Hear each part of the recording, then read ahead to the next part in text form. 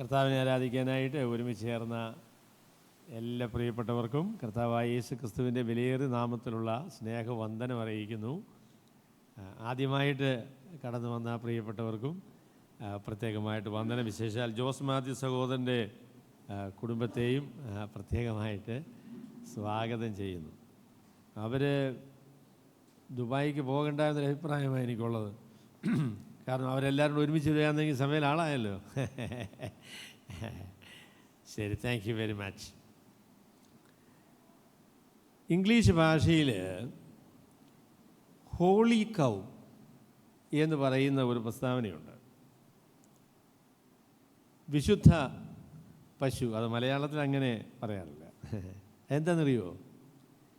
എന്ന് പറഞ്ഞാൽ ഒരു ആശയം നമുക്ക് അതിനെ വിമർശിക്കുവാനോ അതിനെ വിശദീകരിക്കുവാനോ അനുവാദമില്ല. അത് നമ്മൾ കണ്ണുമടച്ചങ്ങ് സ്വീകരിച്ചോണം. അങ്ങനെയുള്ള കാര്യങ്ങളെയാണ് നമ്മൾ ഹോളി കൗ എന്ന് പറയുന്നത്. ഒരാശയത്തെ ചോദ്യം ചെയ്യാനോ വിമർശിക്കാനോ ഒന്നുമുള്ള അനുവാദമില്ല. നമ്മളത് എന്ത് ചെയ്യണം? കണ്ണുമടച്ചങ്ങ് സ്വീകരിച്ചോണം. ഞങ്ങളുടെ സമൂഹത്തിൻ്റെ ഭാഗമായി നിൽക്കണോ, ഇത് നിങ്ങൾ സ്വീകരിക്കണം എന്ന ഒരു നിർബന്ധം. എന്നാൽ ദൈവത്തിൻ്റെ വചനം നമ്മൾ പരിശോധിക്കുമ്പോൾ ഒരു ആശയത്തെയും അങ്ങനെ കണ്ണുമടച്ച് സ്വീകരിക്കേണ്ട ആവശ്യമില്ല. എല്ലാ ആശയങ്ങളെയും വിമർശിക്കുന്നതിനും വിശദീകരിക്കുന്നതിനും അതിനോട് ചോദ്യം ചോദിക്കുന്നതിനും ഒക്കെയുള്ള അനുവാദം നമുക്കുണ്ട്. അപ്പോൾ ആ അനുവാദം നമ്മൾ നിലനിർത്തണം, അതിനെ നമ്മൾ സൂക്ഷിക്കണം. പെന്തക്കോസ്ത് സമൂഹങ്ങളിൽ ഉള്ള ഒരു വിശുദ്ധ പശു, ഹോളി കൗ എന്ന് പറയുന്നത്, ആത്മാവ് അന്യഭാഷ കാത്തിരിപ്പ് എന്നൊക്കെ പറയുന്ന കാര്യമാണ്. അവരുടെ അടിസ്ഥാനപരമായ ഒരു ആശയം പരിശുദ്ധാത്മാവിന് വേണ്ടി കാത്തിരുന്ന് പരിശുദ്ധാത്മാവിനെ അന്യഭാഷയോടുകൂടെ സ്വീകരിക്കുക. അതിനെ ചോദ്യം ചെയ്താൽ അത് വിശുദ്ധ പശുവാണ്. അതിനെ നമ്മൾ ചോദ്യം ചെയ്യാനായിട്ട് പാടില്ല. ലോക്കൽ ചർച്ചുകാർക്ക് കൊണ്ട് കേട്ടോ വിശുദ്ധ പശുക്കളുണ്ട്. എഫീഷ്യൻസ് 4:11 അതിനെ ചോദ്യം ചെയ്യാനായിട്ട് പാടില്ല. വിശുദ്ധ പശുക്കളൊക്കെ അവിടെ ഇരിക്കട്ടെ. നമുക്ക് എല്ലാ പശുക്കളെയും എന്ത് ചെയ്യണം? ഇത് വിശുദ്ധമാണോ അല്ലയോ എന്നുള്ളതിനെക്കുറിച്ച് പരിശോധിക്കേണ്ടതായിരിക്കുന്ന ആവശ്യം ഉണ്ട്. ആശയങ്ങളെ നമ്മൾ ആശയം കൊണ്ടാണ് എതിർക്കേണ്ടത്, അല്ലാതെ ആക്രമിക്കുകയല്ല ചെയ്യേണ്ടത്. അപ്പോൾ ഒരു കാര്യം, ഒരവകാശവാദം പുറപ്പെടുവിച്ചാൽ നമ്മൾ എന്ത് ചെയ്യണം? ആ അവകാശവാദം തെറ്റാണ് എങ്കിൽ അത് എന്തുകൊണ്ട് തെറ്റായിരിക്കുന്നു എന്ന് പറയണം. അവർ പറയും ആ അവകാശവാദം അങ്ങനല്ല എങ്കിൽ നമ്മൾ ഉന്നയിച്ചതായ വിശദീകരണങ്ങളിലുള്ള അപാകതകൾ മറ്റുള്ളവർ ചൂണ്ടിക്കാണിക്കണം. അങ്ങനെയാണ് ആശയങ്ങളെ നമ്മൾ എന്ത് ചെയ്യുന്നത്? പരിഷ്കരിക്കുന്നത് അല്ലെങ്കിൽ കൃത്യമാക്കുന്നത് ആ നിലയിലാണ്. ഞാൻ ഇന്ന് നിങ്ങളോട് പറയാൻ പോകുന്നത് ഈ ഒരു പെന്തക്കോസ്ത് സമൂഹങ്ങളിൽ ഹോളി കൗ ആയിട്ട് കണക്കാക്കിയിരിക്കുന്ന ഒരു വേദഭാഗമാണ്. ഞാനിതങ്ങ് പറഞ്ഞതാണ് കേട്ടോ. എങ്കിലും ഞാനതിനെക്കുറിച്ച് ചിന്തിച്ചപ്പോഴേ അങ്ങനെ അത്രയും വേഗത്തിൽ അതിനെക്കുറിച്ച് അങ്ങ് പറഞ്ഞാൽ പോരാ, ഒരല്പം കൂടെ വിശദമായി അതിനെക്കുറിച്ച് പറയണം എന്ന് പരിശുദ്ധാത്മാവാണ് എന്നെ തോന്നിപ്പിച്ചതെന്ന് ഞാനങ്ങ് അവകാശപ്പെടും. നിങ്ങൾക്കതിനെ ചോദ്യം ചെയ്യാനുള്ള അനുവാദം നിശ്ചയമായിട്ടും ഉണ്ട്. അവിടെ അതിൻ്റെ 4-5 വാക്യങ്ങളാണ് ഞാൻ ഇന്ന് ഒരു പ്രാവശ്യം കൂടെ പരിശോധനയ്ക്ക് വിധേയപ്പെടുത്തുന്നത്. 4-5 വാക്യങ്ങൾ ഞാൻ അതിൻ്റെ മൂലഭാഷയിലുമൊക്കെ അത് പരിശോധിച്ചു. അതിനുശേഷമാണ് ഞാൻ നിങ്ങളോട് സംസാരിക്കാനായിട്ട് മനസ്സ് വയ്ക്കുന്നത്. എങ്കിലും ഞാൻ മലയാള ഭാഷയിൽ തന്നെ അത് വായിക്കാം. അപ്പോസ്തല പ്രവൃത്തികൾ അതിൻ്റെ 1-ാമത്തെ അധ്യായത്തിൻ്റെ 4-5 വാക്യങ്ങളാണ്. അങ്ങനെ അവൻ അവരുമായി കൂടിയിരിക്കുമ്പോൾ അവരോട്, നിങ്ങൾ യെരൂശലേമിൽ നിന്ന് വാങ്ങിപ്പോകാതെ എന്നോട് കേട്ട പിതാവിൻ്റെ വാഗ്ദത്തത്തിനായി കാത്തിരിക്കണം. യോഹന്നാൻ വെള്ളം കൊണ്ട് സ്നാനം കഴിപ്പിച്ചു. നിങ്ങൾക്ക് ഇനി ഏറിയ നാൾ കഴിയും മുൻപേ പരിശുദ്ധാത്മാവ് കൊണ്ട് സ്നാനം ലഭിക്കും എന്ന് പറഞ്ഞു.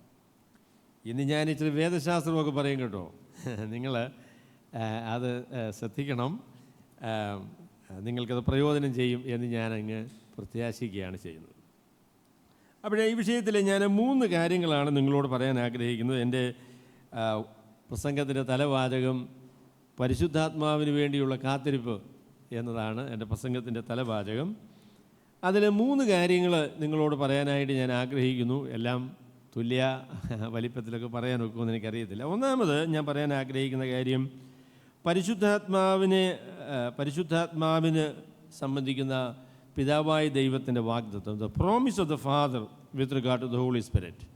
ദൈവത്തിൻ്റെ പരിശുദ്ധാത്മാവിനെ സംബന്ധിച്ചുള്ള പിതാവിൻ്റെ വാഗ്ദത്തം, എന്നോട് കേട്ട പിതാവിൻ്റെ വാഗ്ദത്തം, അതെന്താണ് എന്നതിനെക്കുറിച്ചാണ് ഞാൻ ഒന്നാമത് പറയാൻ പോകുന്നത്. രണ്ടാമത് ഞാൻ പറയാൻ ആഗ്രഹിക്കുന്നത് പരിശുദ്ധാത്മാവിനൊരു പ്രത്യേക പ്രവർത്തനത്തെക്കുറിച്ച് ഈ വാക്യത്തിൽ പറഞ്ഞിട്ടുണ്ട്. അത് പരിശുദ്ധാത്മാവിൻ്റെ സ്നാനമാണ്. അപ്പോൾ പരിശുദ്ധാത്മാവിൻ്റെ സ്നാനം എന്നാൽ എന്താണ് എന്നതിനെക്കുറിച്ച് ഞാൻ രണ്ടാമത് നിങ്ങളോട് പറയാം. മൂന്നാമതാണ് ഞാൻ പറയാൻ ആഗ്രഹിക്കുന്നത് പരിശുദ്ധാത്മാവിന് വേണ്ടി കാത്തിരിക്കണമോ, പരിശുദ്ധാത്മാവിന് വേണ്ടി കാത്തിരിക്കണമെന്നുള്ള കൽപ്പന ഇന്ന് നമുക്ക് ബാധകമാണോ എന്നതാണ് ഞാൻ മൂന്നാമത് പറയാനായിട്ട് പോകുന്നത്. അങ്ങനെ 3 പോയിൻ്റുള്ള മനോഹരമായ ഒരു പ്രസംഗമാണ് നിങ്ങൾ കേൾക്കാനായിട്ട് പോകുന്നത്. മനോഹരം എന്ന പ്രസ്താവന എൻ്റെ ഭാഗത്തു നിന്നുള്ള പ്രസ്താവനയാണ്. ശരി, നമുക്ക് പരിശുദ്ധാത്മാവിനെക്കുറിച്ചുള്ള വാഗ്ദാനം, അല്ലെങ്കിൽ പിതാവായ ദൈവത്തിൽ നിന്ന്, എന്നോട് കേട്ട പിതാവിൻ്റെ വാഗ്ദത്തം എന്ന് പറയുന്ന കാര്യത്തെക്കുറിച്ചാണ് ഞാൻ ആദ്യമേ പറയാൻ പോകുന്നത്. എന്താണ് പരിശുദ്ധാത്മാവ് എന്ന ഈ വാഗ്ദത്തം? പരിശുദ്ധാത്മാവ് എന്ന് പറയുന്ന ഈ വാഗ്ദാനം എന്താണ്? ദൈവത്തിൻ്റെ പരിശുദ്ധാത്മാവ് നേരത്തെ ഇല്ലേ? പഴയ നിയമത്തിൽ ദൈവത്തിൻ്റെ പരിശുദ്ധാത്മാവില്ലേ? പിന്നെ എന്താണ് ഈ പരിശുദ്ധാത്മാവിൻ്റെ വാഗ്ദത്തത്തിൻ്റെ പ്രാധാന്യം എന്താണ്? അതിനെക്കുറിച്ച് പറയുമ്പോൾ ഞാൻ ആരംഭമായിട്ടൊരു പ്രസ്താവന പറയാൻ ആഗ്രഹിക്കുന്നു. അതായത് അപ്പോസ്തല പ്രവൃത്തികളിൽ കർത്താവായ യേശുക്രിസ്തു നൽകുന്ന വാഗ്ദാനം പരിശുദ്ധാത്മാവിനെ തരാം എന്ന വാഗ്ദാനമാണ്. അല്ലാതെ പരിശുദ്ധാത്മ സ്നാനം തരാമെന്നോ അല്ലെങ്കിൽ പരിശുദ്ധാത്മാഭിഷേകം തരാമെന്നോ അന്യഭാഷ തരാമെന്നോ ഉള്ള വാഗ്ദാനമല്ല. പിന്നെയോ എന്നോട് കേട്ട പിതാവിൻ്റെ വാഗ്ദത്തം. എന്നോട് കേട്ട പിതാവിൻ്റെ വാഗ്ദത്തം എന്ന് പറയുന്നത് കർത്താവായ യേശുക്രിസ്തു ശിഷ്യന്മാരോട് താൻ മരിക്കുന്നതിന് മുന്നമേ അവരോട് കൂടെ ഇരുന്നപ്പോൾ പറഞ്ഞ വാഗ്ദാനമാണ്. ആ വാഗ്ദാനം യഥാർത്ഥത്തിൽ പിതാവായ ദൈവത്തിൽ നിന്ന് ലഭിക്കാൻ പോകുന്ന അനുഗ്രഹത്തെക്കുറിച്ചുള്ളതായിരിക്കുന്ന വാഗ്ദാനമാണ്. ലൂക്കോസിൻ്റെ സുവിശേഷത്തിൽ ഈ വാഗ്ദാനത്തെക്കുറിച്ച് നമ്മൾ വായിക്കുന്നുണ്ട്. അത് കർത്താവിൻ്റെ പുനരുത്ഥാനത്തിന് ശേഷമാണ് നമ്മൾ കാണുന്നത്. അതെന്ന് ചോദിച്ചാൽ ഉയരത്തിൽ നിന്ന് ശക്തി ലഭിക്കുവോളം നിങ്ങൾ നഗരത്തിൽ പാർപ്പീൻ എന്ന് അവരോട് പറഞ്ഞു. അത് ലൂക്കോസിൻ്റെ സുവിശേഷത്തിൻ്റെ അവസാന 24-ാമത്തെ അധ്യായത്തിൽ നമ്മൾ കാണുന്ന കർത്താവിൻ്റെ ഒരു വാഗ്ദാനമാണ്. ഉയരത്തിൽ നിന്ന് ശക്തി ലഭിക്കുന്നതുവരെ നിങ്ങൾ നഗരത്തിൽ പാർക്കണം. എന്നാൽ യോഹന്നാൻ്റെ സുവിശേഷത്തിൽ പറഞ്ഞ കാര്യം അത് ലൂക്കോസ് മനസ്സിലാക്കിയിട്ട് പറഞ്ഞതാണെന്നാണ് എൻ്റെ വിചാരം. ലൂക്കോസ് യോഹന്നാൻ്റെ സുവിശേഷം വായിച്ചിട്ടാണ് ഇത് പറഞ്ഞത് എന്ന് ഞാൻ പറയുന്നില്ല. എങ്കിലും കർത്താവിന് ശിഷ്യന്മാരോട് കർത്താവ് പറഞ്ഞ ആ വാഗ്ദാനം ശിഷ്യന്മാരുടെ മനസ്സിൽ വളരെ പ്രബലമായി നിന്ന കാര്യമാണ്. അതുപോലെ തന്നെ മറ്റുള്ളവരോട് അവർ പറഞ്ഞതായിരിക്കുന്ന കാര്യം. അതെന്താണെന്ന് ചോദിച്ചാൽ കർത്താവ് അപ്പർ റൂം താൻ തിരുവത്താഴം കഴിഞ്ഞതിന് ശേഷം അവരുമായിട്ട് സംസാരിക്കുന്ന അവസരത്തിൽ ശിഷ്യന്മാർ വളരെ ദുഃഖിതരായിരുന്നു. അതിൻ്റെ കാരണം എന്താണെന്ന് ചോദിച്ചാൽ കർത്താവ് അവരെ വിട്ടുപോകുമെന്ന് അവരോട് പറഞ്ഞതാണ് അവരുടെ സങ്കടത്തിന് കാരണം. അവർ വളരെ സങ്കടപ്പെട്ടു.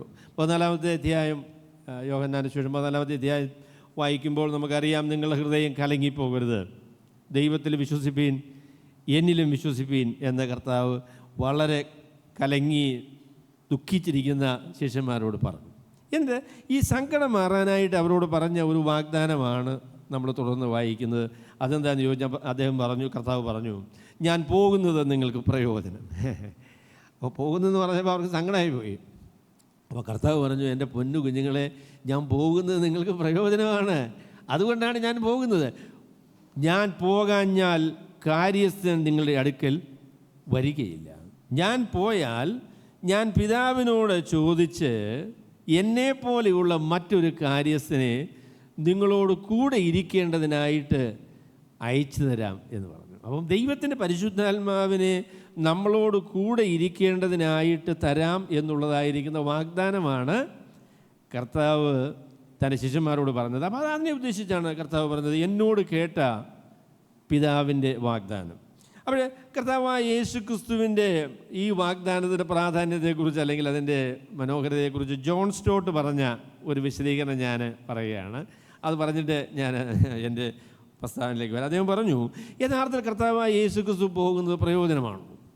യഥാർത്ഥത്തിൽ കർത്താവായി നിങ്ങൾ എന്നെപ്പോലെയുള്ള ആളാണ് എങ്കിൽ കർത്താവ് ഈ ലോകത്തിലുള്ളപ്പോൾ കർത്താവിൻ്റെ അടുക്കലൊന്ന് ചെന്ന് കർത്താവ് പറയുന്ന വാക്കുകളുമൊക്കെ ഒന്ന് കേട്ട് അവിടെ ഇരിക്കുന്നൊരു ഭയങ്കര സുഖമല്ലേ? അതെന്തൊരു അനുഗ്രഹീതമായ കാര്യമാണ്. അപ്പോൾ ഞാൻ പോകുന്നത് നല്ലതാണെന്ന് പറഞ്ഞു. ശരിയാണെന്നോ? ജോൺ സ്റ്റോട്ട് പറഞ്ഞു ശരിയാണെന്ന് പറഞ്ഞു. ശരി, കർത്താവായ യേശു ക്രിസ്തു സ്വർഗാരോഹണം ചെയ്തില്ല, ഇന്നും ഭൂമിയിലുണ്ട് എന്ന് നിങ്ങൾ വിചാരിക്കുക. അത് ജോൺ സ്റ്റോട്ടിൻ്റെ ഭാഷയാണ്. എവിടെയായിരിക്കും കർത്താവ്? മിക്കവാറും യെരുശലേമിലായിരിക്കും അല്ലേ? യെരുശലേമിലായിരിക്കും. അപ്പോൾ യെരുശലേമിലാണ് എങ്കിൽ നിങ്ങൾ പോകുമോ കർത്താവിനെ കാണാൻ? ഞാൻ നിശ്ചയമായിട്ടും പോകും. കർത്താവിനെ ഒരു നോക്ക് കാണാൻ എവിടെ പോകണം? എവറസ്റ്റിൻ്റെ മണിൽ കയറണമെന്ന് പറഞ്ഞാൽ കഴിയുമെങ്കിൽ അവിടെ പോകും. കാരണം എൻ്റെ കർത്താവിനെ കാണുന്നത് അത്രയും ആവേശകരമായ കാര്യമല്ലേ. അപ്പോൾ ഞാൻ എൻ്റെ ഭാര്യയും കൂട്ടി പിള്ളേരും കൂടെ കൂട്ടുമെന്ന് എൻ്റെ ഒരു വിചാരം. ഞങ്ങളെല്ലാം ടിക്കറ്റ് എടുത്ത് പ്ലെയിനെ കയറി യെരുശലേമിൽ ചെല്ലും. യെരുശലേമിൽ ചെല്ലുമ്പോൾ ഞാൻ മാത്രമേ ഉണ്ടാവുള്ളൂ അവിടെ. എൻ്റെ പൊന്നെ, കർത്താവിനെ സ്നേഹിക്കുന്ന എത്രയോ ആൾക്കാരാണ് ലോകത്തിലുള്ളത്. അപ്പോൾ അതുകൊണ്ട് ലോകത്തിൻ്റെ നാനാഭാഗങ്ങളിൽ നിന്ന് കോടിക്കണക്കിന് മനുഷ്യർ കർത്താവിനെ കാണാനായിട്ട് വന്നിട്ടുണ്ട്. അപ്പോൾ ഞാൻ ആ തിരക്കിൻ്റെ ഇടയിൽ ഇങ്ങനെ മുന്നിലോട്ട് പോകാനൊന്നും ആൾ സമ്മതിക്കില്ല കേട്ടോ. മുന്നിലെല്ലാം ആളാണ്. അപ്പം അങ്ങനെ പുറകെ നിൽക്കുകയാണ്. ഉടനെ അടുത്ത് നിൽക്കുന്ന ഒരാൾ പറയുക, അങ്ങോട്ട് നോക്കിക്കേ, ആ ഇരിക്കുന്ന ആളാണ് യേശു. ഒരു മൈൽ ദൂരെ എന്നാണ് കാണുന്നത് കേട്ടോ. അങ്ങനെ അടുത്തെല്ലാം പറ്റത്തില്ല. കണ്ടോ, യേശു ഇരിക്കുന്നത് കണ്ടോ? എന്നിട്ട് ജോൺ സ്റ്റോട്ട് പറഞ്ഞു, ആ കാഴ്ച നല്ലതാണെങ്കിലും വളരെ അപര്യാപ്തമായ ഒരു കാഴ്ചയാണ്. കർത്താവ് പറഞ്ഞു, ഞാൻ പോകുന്നത് നിങ്ങൾക്ക് പ്രയോജനം. കർത്താവിനെ അങ്ങ് ദൂരെ നിന്ന് കാണുന്ന ഒരു കാഴ്ചയല്ല. കർത്താവ് പറഞ്ഞു, എന്നെപ്പോലെയുള്ളൊരു കാര്യസ്ഥനെ ഞാൻ നിങ്ങൾക്ക് അയച്ചു തരാം. അവൻ നിങ്ങളുടെ ഉള്ളിൽ നിങ്ങളോട് കൂടെ എന്നേക്കും ഇരിക്കേണ്ടതിന് ഞാനൊരു കാര്യസ്ഥനെ നിങ്ങളുടെ അടുക്കലേക്ക് അയക്കാം എന്ന് പറഞ്ഞു. കർത്താവ് പോയത് നന്നായി കേട്ടോ.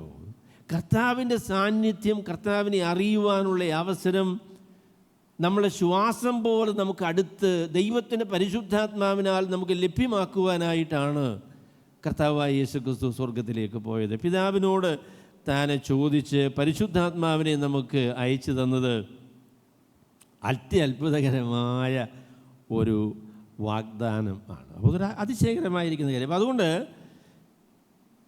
അപ്പോസ്തല പ്രവൃത്തികളിലെ കർത്താവിൻ്റെ വാഗ്ദാനം എന്ന് പറയുന്നത് പരിശുദ്ധാത്മാവിനെ തരാം എന്നുള്ളതായിരിക്കുന്ന വാഗ്ദാനമാണ്.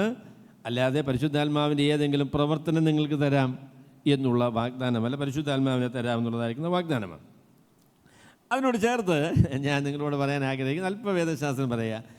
പുതിയ നിയമമൊന്നും പഴയ നിയമവും രണ്ട് നിയമമുണ്ടെന്നുള്ള കാര്യം നിങ്ങൾക്ക് അറിയാമല്ലോ അല്ലേ? പുതിയ നിയമം, പഴയ നിയമം, അല്ലയോ? പുതിയ നിയമം എവിടെ അവസാനിക്കുന്നേ? പുതിയ നിയമം ബൈബിളിൽ അവസാനിക്കുന്നത് മലാക്കി പ്രവചനത്തിലാണ്. പുതിയ നിയമം എവിടെയാണ് തുടങ്ങുന്നത്? ബൈബിളിൽ പുതിയ നിയമം തുടങ്ങുന്നത് മത്തായി സുവിശേഷത്തിലാണ്. എന്നാൽ പുതിയ നിയമം പഴയ നിയമം എന്ന് പറയുന്നത് ബൈബിളിനെ രണ്ടായി തിരിക്കുന്ന ഭാഗം മാത്രമല്ല, ദൈവത്തിൻ്റെ പരിപാടിയെ രണ്ടായി തിരിക്കുന്ന പരിപാടിയാണ്. പഴയ നിയമകാലം എന്നും പുതിയ നിയമകാലം എന്നും, അല്ലെങ്കിൽ പുതിയ നിയമം എന്നുള്ളതിനേക്കാൾ ഒരു പക്ഷേ കുറച്ചുകൂടെ നമുക്ക് ഒരു നടുക്കം വരുത്തുന്ന പ്രസ്താവന എന്ന് പറയുന്നത് ഉടമ്പടി എന്നാണ്. ഒരു പഴയ ഉടമ്പടി, പിന്നീട് പുതിയ ഉടമ്പടി. ഈ പുതിയ ഉടമ്പടി, പുതിയ നിയമം എപ്പോഴാണ് ആരംഭിക്കുന്നത്? ഈ പുതിയ ഉടമ്പടി ആരംഭിക്കുന്നത് മത്തായി സുവിശേഷത്തിൽ കർത്താവായ യേശു ക്രിസ്തുവിൻ്റെ വരവ് അതിന് തുടക്കമാണെന്നുള്ള കാര്യം ശരിയാണ്. എന്നാൽ കർത്താവായ യേശു ക്രിസ്തു ഈ ലോകത്തിൽ ജീവിച്ച കാലത്ത് താനൊരു യഹൂദനായിട്ടാണ് ജീവിച്ചത്.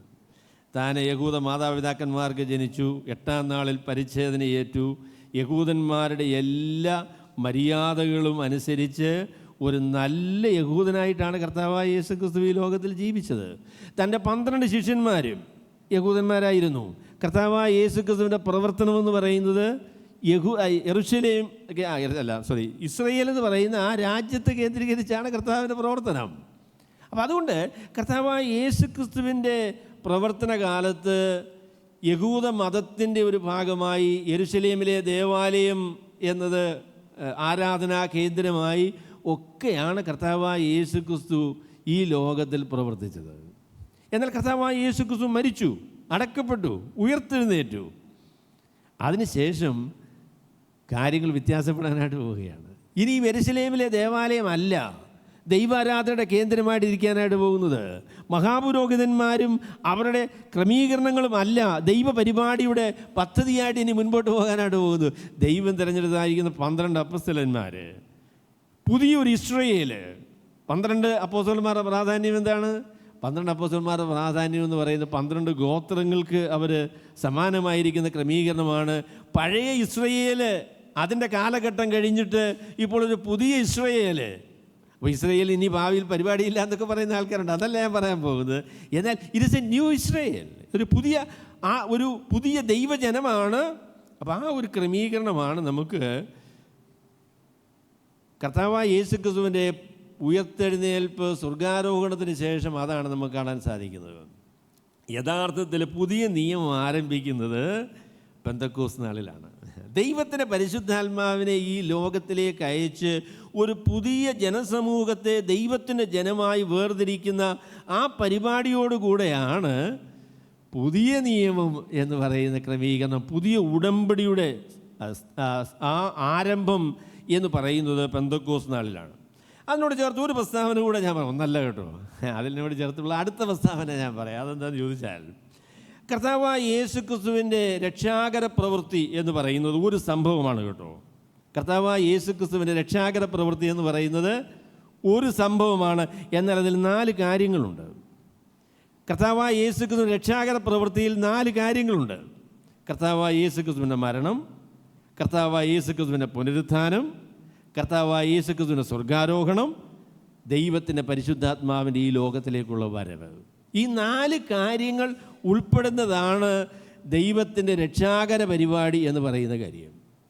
ഈ 4 കാര്യങ്ങളും ഒരിക്കലായിട്ട് സംഭവിച്ച കാര്യങ്ങളാണ്. കർത്താവായ യേശുക്രിസ്തുവിൻ്റെ മരണം ഇനി ഒരിക്കലും നടക്കില്ല കേട്ടോ. കർത്താവിൻ്റെ പുനരുത്ഥാനം ഒരിക്കലായിട്ട് സംഭവിച്ചതാണ്. കർത്താവിൻ്റെ സ്വർഗാരോഹണം എന്ന് പറയുന്നത് ഒരിക്കലായിട്ടാണ്. ദൈവത്തിൻ്റെ പരിശുദ്ധാത്മാവിനെ പുതിയ നിയമത്തിൻ്റെ ആരംഭമായി ഈ ലോകത്തിലേക്ക് അയച്ചു എന്ന് പറയുന്നത് ഒരിക്കലായിട്ട് നടക്കുന്ന കാര്യമാണ്. അപ്പോൾ അതുകൊണ്ട് അപ്പോസ്തല പ്രവൃത്തികൾ എന്ന് പറയുന്നത് പുതിയ നിയമത്തിൻ്റെ അല്ലെങ്കിൽ അതിൻ്റെ ചരിത്രമാണ്, ആ ആരംഭമാണ് യഥാർത്ഥത്തിൽ അപ്പോസ്തലനായ അല്ലെങ്കിൽ സുവിശേഷകനായിരിക്കുന്ന ലൂക്കോസ് നമ്മളോട് പറയുന്നത്. പലപ്പോഴും അപ്പോസ്തല പ്രവൃത്തികളെ നമ്മൾ സമീപിക്കുന്ന അവസരത്തിൽ ഈ ഒരു പ്രാധാന്യം കണക്കിലെടുക്കാതെയാണ് പലപ്പോഴും ആളുകൾ ഈ പുസ്തകത്തെ സമീപിക്കുന്നത്. അവരവിടെ കാണുന്ന എല്ലാവർക്കും ബാധകമായിരിക്കുന്ന കാര്യമായിട്ട് പറയാനുള്ളൊരു പ്രധാന കാരണം അപ്പോസ്തല പ്രവൃത്തികളുടെ സന്ദർഭം, അതിൻ്റെ വേദശാസ്ത്രപരമായിരിക്കുന്ന പശ്ചാത്തലം ആളുകൾ ഗ്രഹിക്കാത്തത് കൊണ്ടാണ്. അപ്പം അതുകൊണ്ട് കർത്താവ് പറഞ്ഞ ദൈവത്തിൻ്റെ പരിശുദ്ധാത്മാവിനെക്കുറിച്ചുള്ള വാഗ്ദാനം എന്നത് പരിശുദ്ധാത്മാവ് ഒരു പുതിയ നിലയിൽ പ്രവർത്തിക്കുവാൻ ആരംഭിക്കുന്ന ക്രമീകരണത്തെക്കുറിച്ചാണ്. അല്ലാതെ പരിശുദ്ധാത്മാവ് അതുവരെ ഇല്ലായിരുന്നു, ഇപ്പോൾ പരിശുദ്ധാത്മാവ് വരുന്നു എന്നുള്ള അർത്ഥത്തിലല്ല. ഒരർത്ഥത്തിൽ പറയുമ്പോൾ ആ വാക്കുകൾ ഉപയോഗിക്കുവാനായിട്ട് സാധിക്കും. പരിശുദ്ധാത്മാവ് നിങ്ങളുടെ മേൽ വരും, നിങ്ങൾക്ക് പരിശുദ്ധാത്മാവിനെ ലഭിക്കുമെന്ന് പറയുന്നത് പുതിയ ഉടമ്പടിയുടെ ഭാഗമായി, പുതിയ നിയമത്തിൻ്റെ ഭാഗമായി, പുതിയ ക്രമീകരണത്തിൻ്റെ ഭാഗമായി ഒരു പുതിയ യുഗം ആരംഭിക്കുന്ന ദൈവിക പരിപാടിയുടെ ആരംഭമാണ് നമുക്ക് അപ്പോസ്തല പ്രവൃത്തികളിൽ കാണാനായിട്ട് സാധിക്കുന്നത്. ആ പ്രത്യേക പ്രാധാന്യം നിങ്ങൾ മനസ്സിലാക്കണം. പുതിയ നിയമം ആരംഭിക്കുന്നത് പെന്തക്കോസ്ത് നാളിലാണ്. ഒരു പുതിയ ക്രമീകരണം ആരംഭിക്കുകയാണ്, ഒരു പുതിയ പരിപാടി ആരംഭിക്കുകയാണ്. ദൈവം ലോകത്തിൽ ഇതുവരെയും ചെയ്യാത്തൊരു പുതിയ പരിപാടിയാണ് ദൈവത്തിന് സഭയുടെ ക്രമീകരണം എന്ന് പറയുന്നത്. അതാണ് പെന്തക്കോസ്ത് നാളിൽ ആരംഭിക്കാനായിട്ട് പോകുന്നത്. അതിനെക്കുറിച്ചുള്ള ഒരു വാഗ്ദാനം നമ്മൾ കർത്താവ് നേരത്തെ പറഞ്ഞൊരു പ്രസ്താവനയിൽ നമുക്ക് കാണാനായിട്ട് സാധിക്കും. കർത്താവ് പറഞ്ഞു, എന്നിൽ വിശ്വസിക്കുന്നവൻ്റെ ഉള്ളിൽ നിന്ന് തിരുവെഴുത്ത് പറയുന്നത് പോലെ ജീവജലത്തിൻ്റെ നദികൾ ഒഴുകും എന്ന് പറഞ്ഞതിന് ശേഷം യോഹന്നാൻ അതിനൊരു വിശദീകരണം കൊടുത്തിട്ടുണ്ട്. നിങ്ങൾക്കറിയാമോ അതെന്താന്ന്? ഇതിന് പറഞ്ഞു, കർത്താവായ യേശുക്രിസ്തു തേജസ്കരിക്കപ്പെട്ടിട്ടില്ലായകയാൽ അതുവരെ പരിശുദ്ധാത്മാവ് വന്നിട്ടില്ലായിരുന്നു. തന്നിൽ വിശ്വസിക്കുന്നവർക്ക് ലഭിക്കുന്ന പരിശുദ്ധാത്മാവിനെ കുറിച്ചാകുന്നു കർത്താവ് പറഞ്ഞത് എന്ന് യോഹന്നാൻ അതിന് വ്യാഖ്യാനം കൊടുത്തിട്ടുണ്ട്. തന്നിൽ വിശ്വസിക്കുന്നവരുടെ ഉള്ളിൽ നിന്ന് ജീവജലത്തിന് നദികൾ പുറപ്പെടും എന്ന് കർത്താവ് പറഞ്ഞതിന് ശേഷം യോഹന്നാൻ ഒരു വ്യാഖ്യാനം കൊടുത്തു. കർത്താവായ യേശു ക്രിസ്തു തേജസ്കരിക്കപ്പെട്ടിട്ടില്ലായകയാൽ പരിശുദ്ധാത്മാവ് വന്നിട്ടില്ലായിരുന്നു. തന്നിൽ വിശ്വസിക്കുന്നവർക്ക് ലഭിക്കുവാൻ പോകുന്ന പരിശുദ്ധാത്മാവിനെ കുറിച്ചാണ് കർത്താവ് പറഞ്ഞത്. അപ്പോൾ കർത്താവായ യേശു ക്രിസ്തു തേജസ്കരിക്കപ്പെട്ടതിന് ശേഷം, സ്വർഗാരോഹണം ചെയ്തതിന് ശേഷം താനൊരു പുതിയ പരിപാടി ആരംഭിക്കാനായിട്ട് പോവുകയാണ്. അതിനോടനുബന്ധിച്ച് ദൈവത്തിൻ്റെ പരിശുദ്ധാത്മാവിനെ ഒരു പുതിയ നിലയിൽ പ്രവർത്തിക്കുവാനായിട്ട് ദൈവം ഈ ലോകത്തിലേക്ക് അയക്കുകയാണ് എന്ന കാര്യത്തെക്കുറിച്ചാണ് ഇവിടെ ലൂക്കോസ് നമ്മളോട് പറയുന്നത്. അതാണ് പുതിയ നിയമത്തിൻ്റെ ക്രമീകരണം എന്ന് പറയുന്നത്. നിങ്ങൾ പഴയ നിയമം വായിച്ചു നോക്കുമ്പോൾ യഥാർത്ഥത്തിൽ ഈ ക്രമീകരണം ദൈവം ചെയ്യും, ഇങ്ങനെ ഒരു വാഗ്ദാനത്തെക്കുറിച്ച് നമുക്ക് പഴയ നിയമത്തിൽ ആവർത്തിച്ച് പറഞ്ഞിരിക്കുന്നതായിട്ട് കാണാൻ പറ്റും. കർത്താവ് യെരമ്യാ പ്രവാചകൻ മുഖാന്തരം നമ്മളോട് പുതിയ ഉടമ്പടിയെക്കുറിച്ച് പറഞ്ഞപ്പോൾ പറഞ്ഞു, ഞാൻ ആ നാളിൽ ആ ജനത്തോട് അവരോട് ഒരു പുതിയ ഉടമ്പടി ചെയ്യും. ആ ഉടമ്പടിയുടെ പ്രത്യേകത എന്താ? ആ ഉടമ്പടി അവരുടെ പിതാക്കന്മാരോട് ഞാൻ ചെയ്തതുപോലെയുള്ള ഒരു ഉടമ്പടിയല്ല. അവരുടെ പിതാക്കന്മാരെ മിസ്രയീമിൽ നിന്ന് വിളിച്ചിറക്കിയ അവസരത്തിൽ ഞാൻ അവരോട് ചെയ്തതുപോലെയുള്ള ഒരു ഉടമ്പടിയല്ല. പിന്നെയും ഞാനൊരു പുതിയ ഉടമ്പടി അവരോട് ചെയ്യാനായിട്ട് പോവുകയാണ്. അതിൻ്റെ പ്രത്യേകത എന്ന് പറയുന്നത്, ഞാൻ ഇനി അവരുടെ അകൃത്യങ്ങളെ ഓർക്കുകയില്ല എന്ന് പറഞ്ഞു. അപ്പോൾ പാപമോചനം എന്ന് പറയുന്നത് പുതിയ ഉടമ്പടിയുടെ അതിപ്രധാനമായിരിക്കുന്ന കാര്യമാണ്. എന്നിട്ട് പറഞ്ഞു,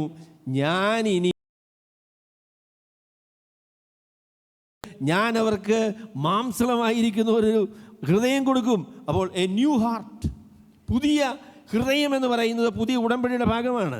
എന്നിട്ട് പറഞ്ഞു, എൻ്റെ പരിശുദ്ധാത്മാവിനെ ഞാൻ ഹൃദയത്തിലാക്കും എന്ന് പറഞ്ഞു. അപ്പോൾ പാപമോചനം, പുതിയ ഹൃദയം, ദൈവത്തിൻ്റെ പരിശുദ്ധാത്മാവ് എന്ന് പറയുന്നത് പുതിയ ഉടമ്പടിയുടെ പ്രത്യേകതയാണ്.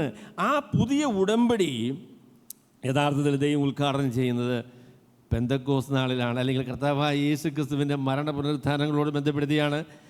അത് ഞാൻ പറഞ്ഞല്ലോ, എൻ്റെ രക്തത്തിൽ ഇത് പുതിയ ഉടമ്പടിയാകുന്നു എന്ന് കർത്താവ് പറഞ്ഞു. അപ്പോൾ കർത്താവിൻ്റെ പാപപരിഹാര ക്രമീകരണം നാല് പ്രത്യേക കാര്യങ്ങളിൽ കൂടെ വെളിപ്പെടുത്തപ്പെട്ട ഒരു സംഭവമാണ്.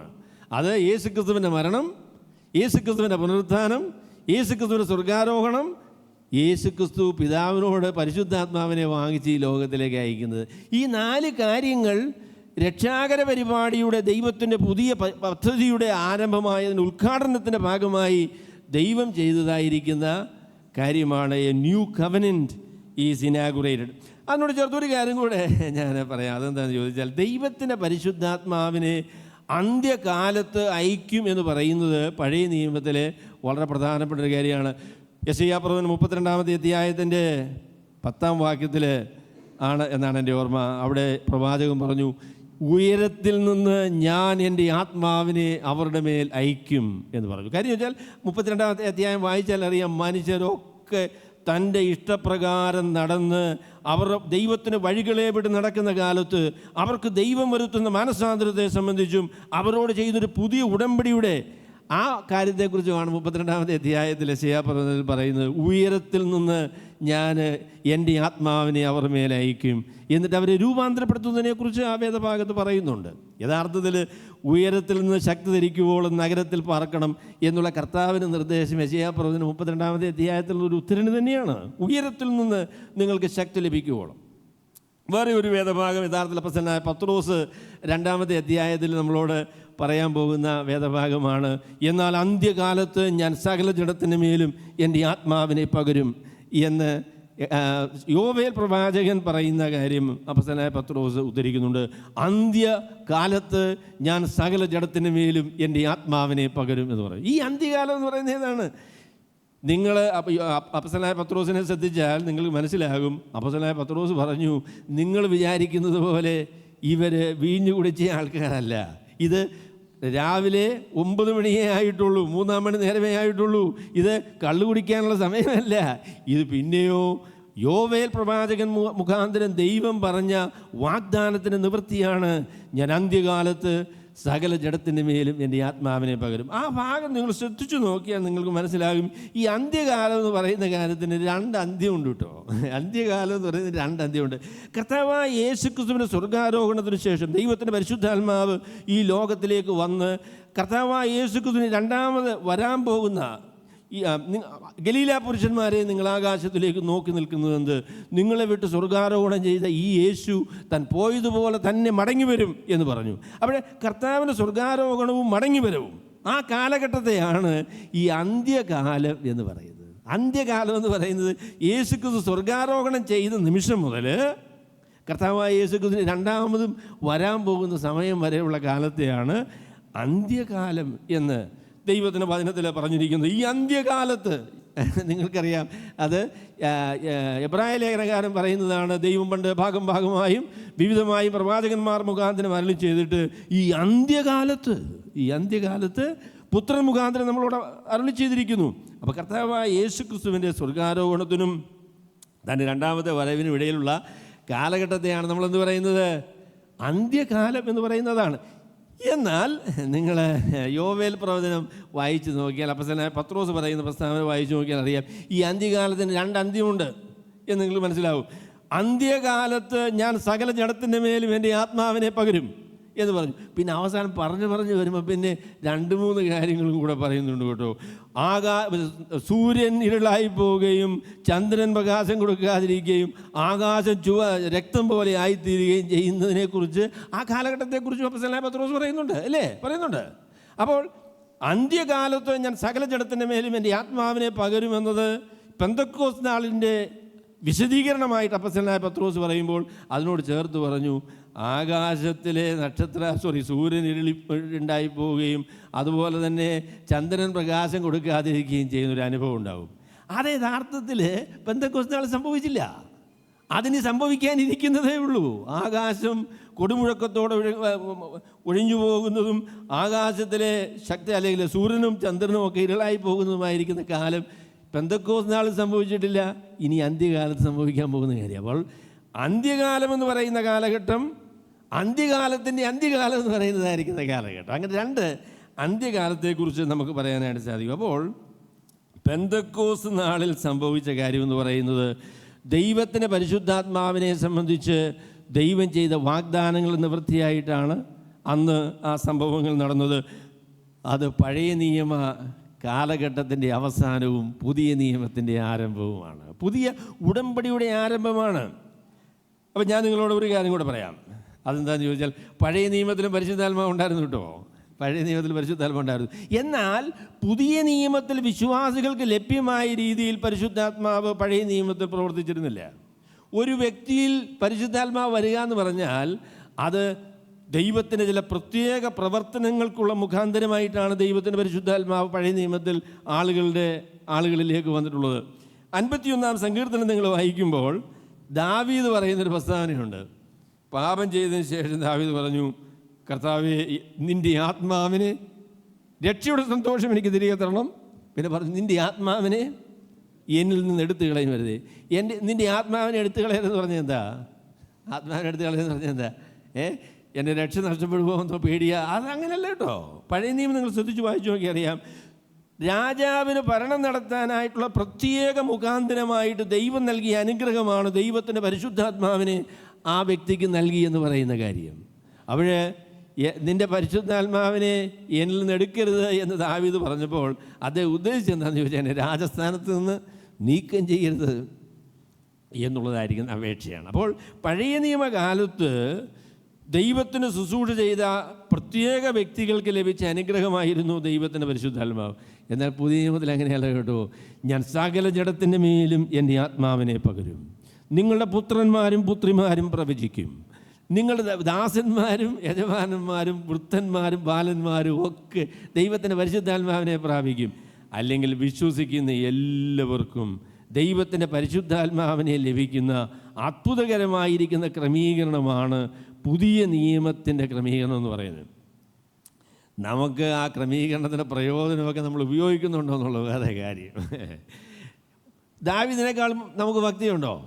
പഴയ നിയമത്തിലുള്ള ഭക്തന്മാരായിരിക്കുന്ന ആളുകളെക്കാളും മെച്ചമായ രീതിയിലാണോ നമ്മൾ ജീവിക്കുന്നത്? പലപ്പോഴും അല്ല കേട്ടോ. എന്നാൽ പഴയ നിയമത്തിലുള്ള ഏത് വ്യക്തിയേക്കാളും അധികം ഭക്തനായി ജീവിക്കാനുള്ള എല്ലാ ക്രമീകരണവും ദൈവത്തിൻ്റെ പരിശുദ്ധാത്മാവിനാൽ ദൈവം നമുക്ക് തന്നിട്ടുണ്ട്.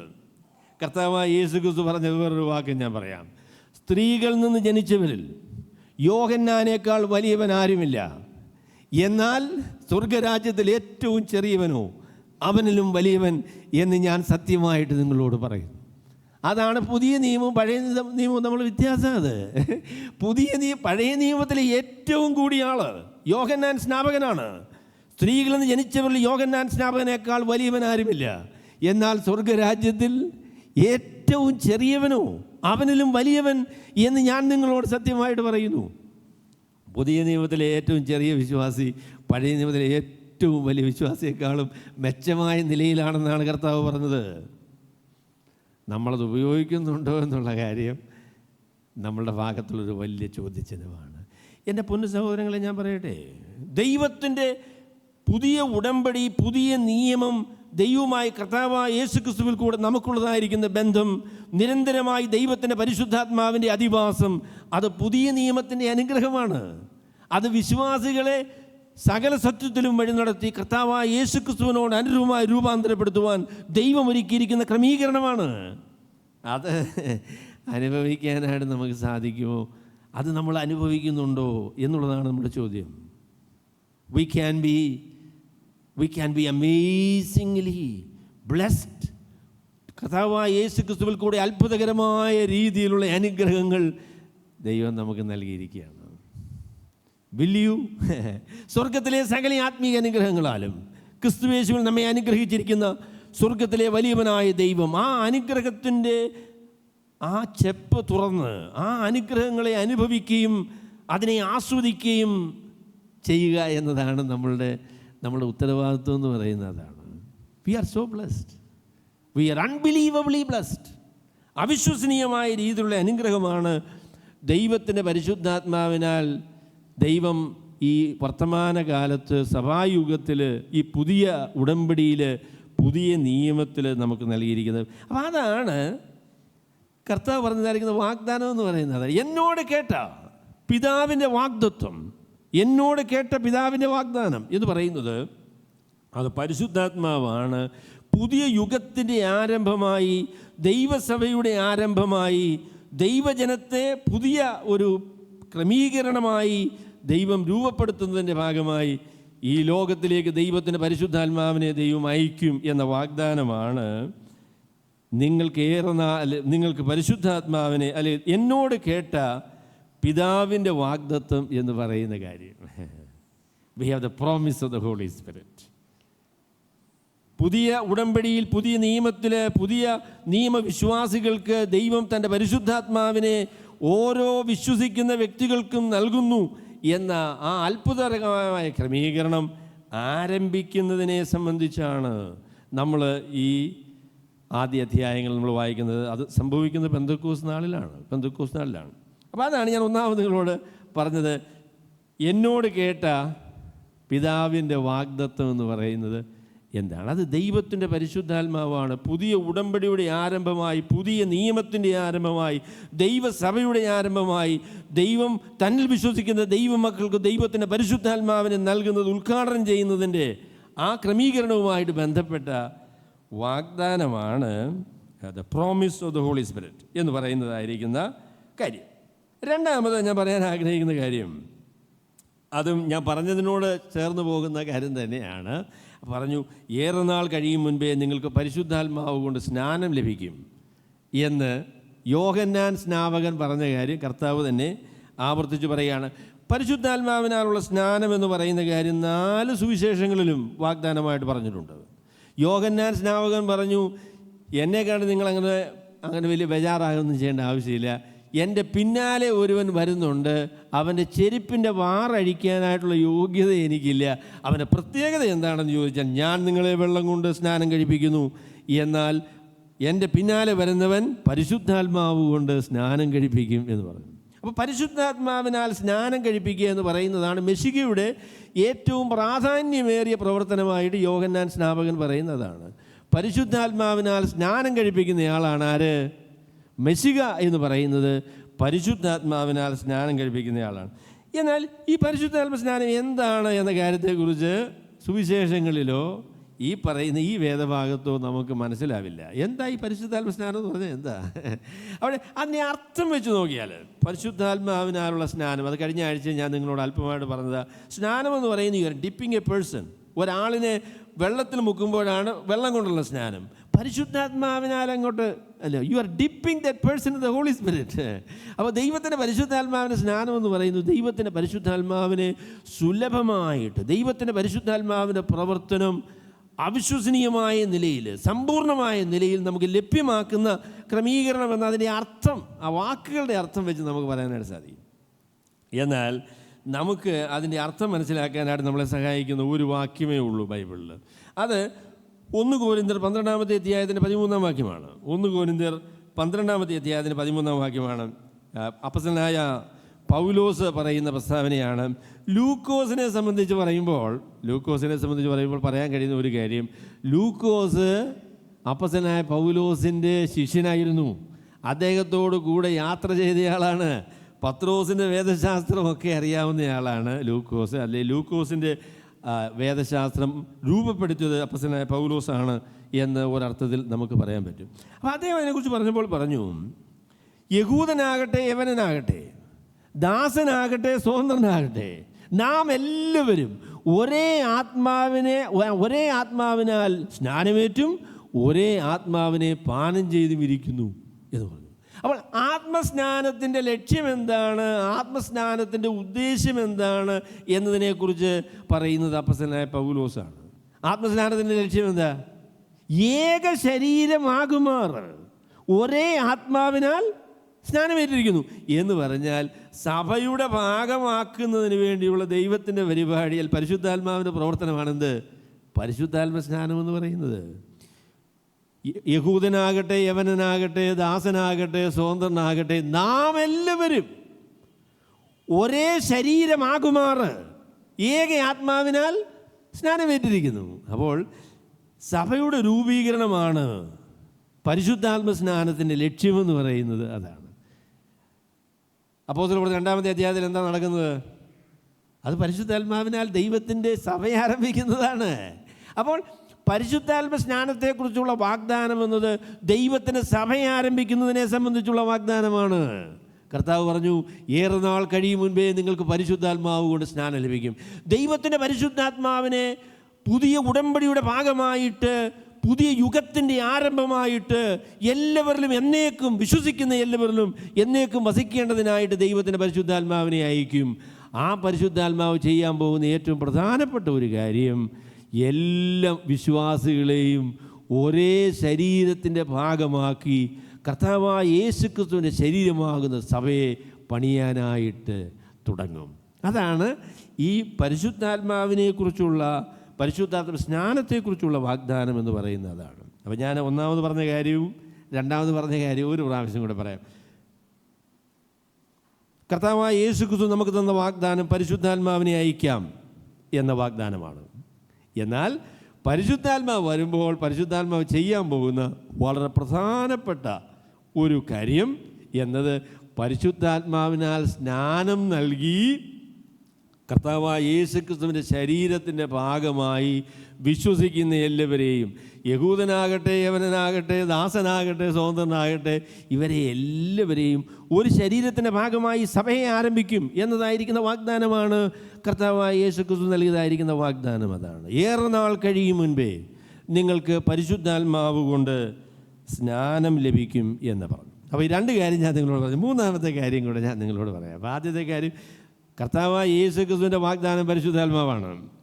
കർത്താവായ യേശുക്രിസ്തു നൽകിയ പരിശുദ്ധാത്മാവ് അല്ലെങ്കിൽ വാഗ്ദാനം ചെയ്ത പരിശുദ്ധാത്മാവ് ചെയ്യാൻ പോകുന്ന ഏറ്റവും പ്രധാനപ്പെട്ട കാര്യം, സഭയുടെ ഭാഗമായിട്ട് വിശ്വസിക്കുന്ന എല്ലാവരെയും ഒരുമിച്ച് ചേർക്കും എന്ന, സഭ ഉദ്ഘാടനം ചെയ്യും, സഭയുടെ ആരംഭം എന്നുള്ളതായിരിക്കുന്ന കാര്യമാണ് പരിശുദ്ധാത്മാവ് ചെയ്യാൻ പോകുന്ന ഏറ്റവും പ്രധാനപ്പെട്ട കാര്യം എന്ന് പറയുന്നതാണ്. അത് മാത്രമല്ല കേട്ടോ, എന്നാൽ അതിൽ ഏറ്റവും പ്രധാനപ്പെട്ട കാര്യം പരിശുദ്ധാത്മാവിന് സ്നാനമാണ്.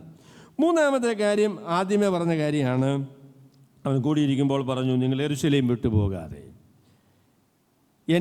എന്നോട് കേട്ട പിതാവിൻ്റെ വാഗ്ദത്തത്തിനായിട്ട് നിങ്ങൾ കാത്തിരിക്കണം എന്ന് പറഞ്ഞു. അപ്പോൾ ഈ കാത്തിരിക്കുക എന്ന് പറയുന്ന കാര്യം ഞാനിതിനെ പ്രാരംഭമായിട്ട് അതിനെക്കുറിച്ച് പറയാൻ ആഗ്രഹിക്കുന്നത്, ഇത് അപ്പോസ്തലന്മാർക്ക് നൽകിയ കൽപ്പനയാണ് കേട്ടോ. തന്നോടുകൂടെ ഇരിക്കുന്ന 11 അപ്പോസ്തലന്മാർക്ക്, 12 പേരായിട്ടില്ല, 11 പേരേ ഉള്ളൂ, അവരെ ഉദ്ദേശിച്ച താൻ തിരഞ്ഞെടുത്ത അപ്പോസ്തലന്മാർ. അങ്ങനെയാണ് ഇവിടെ അപ്പോസ്തല പ്രവർത്തനം ആരംഭിക്കുന്നത്. എങ്ങനെയാണ്? താൻ തിരഞ്ഞെടുത്ത അപ്പോസ്തലന്മാർക്ക് കൽപ്പന നൽകിയിട്ട് അവൻ സ്വർഗാരോഹണം ചെയ്തതിന് സംഭവിച്ചതായിരിക്കുന്ന കാര്യമാണ് ലൂക്കോസിൻ്റെ സുവിശേഷത്തിൽ പറഞ്ഞിരിക്കുന്നത് എന്ന് അപ്പോസ്തല പ്രവൃത്തി 1-ാമത്തെ അധ്യായത്തിന് 1-ാം വാക്യത്തിൽ അപ്പസ്തലനായ സുവിശേഷകനായിരിക്കുന്ന ലൂക്കോസ് നമ്മളോട് പറഞ്ഞു, കർത്താവ് തിരഞ്ഞെടുത്ത തൻ്റെ അപ്പോസ്തലന്മാർക്ക് കൽപ്പന നൽകിയിട്ട്. അപ്പോൾ ഈ കൽപ്പന ആർക്കാണ് കൊടുത്തിരിക്കുന്നത്? താൻ തിരഞ്ഞെടുത്തതായിരിക്കുന്ന അപ്പോസ്തലന്മാർക്കാണ്, 11 പേർക്കാണ്.